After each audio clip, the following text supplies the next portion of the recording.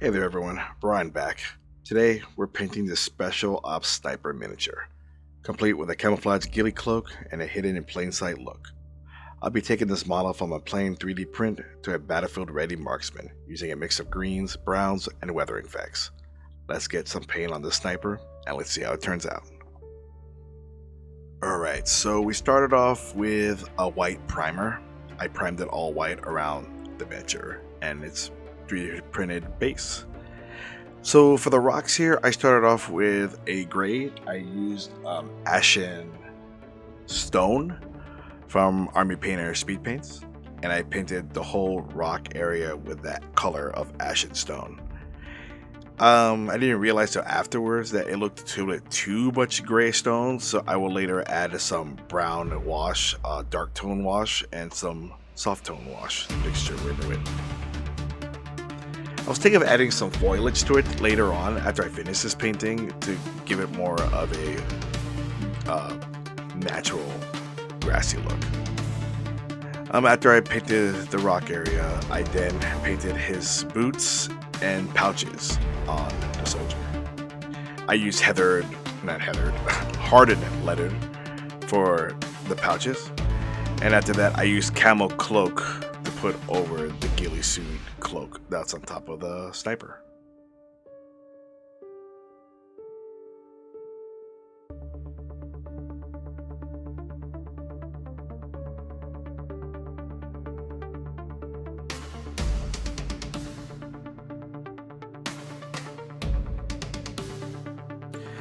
I then switched over to palette bone color for his pants and long sleeve shirt. I was going for that color scheme from the movie Lone Survivor. It's about a team of 4 Navy SEALs that were, I think, in Afghanistan during a scouting mission that went south, and they were being chased by the Taliban, I believe, in that movie. It's based on a true story, but I think in the end, only one of the 4 Navy SEALs came back alive, and I think that's what the story is about. I think this more painting is more an homage to that.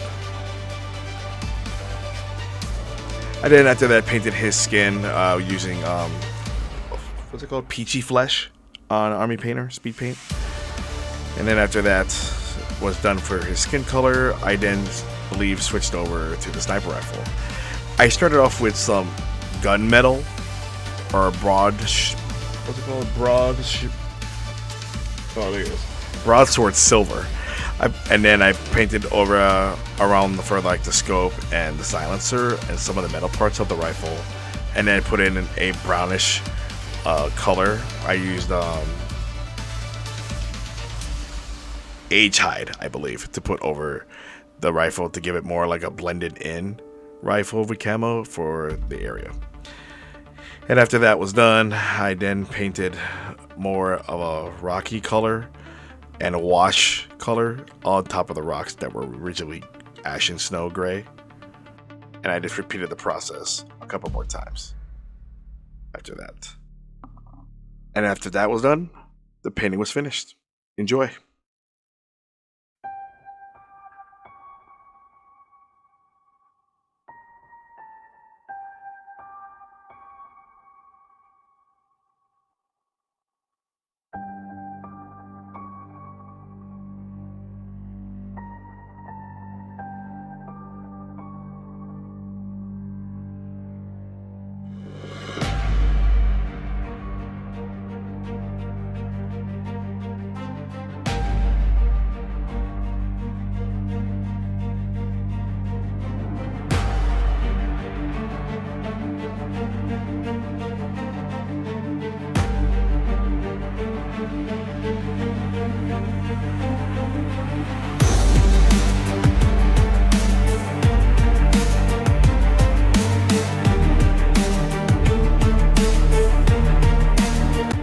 And there we have it, the finished Special Ops Sniper, fully painted and ready to disappear in the wilderness.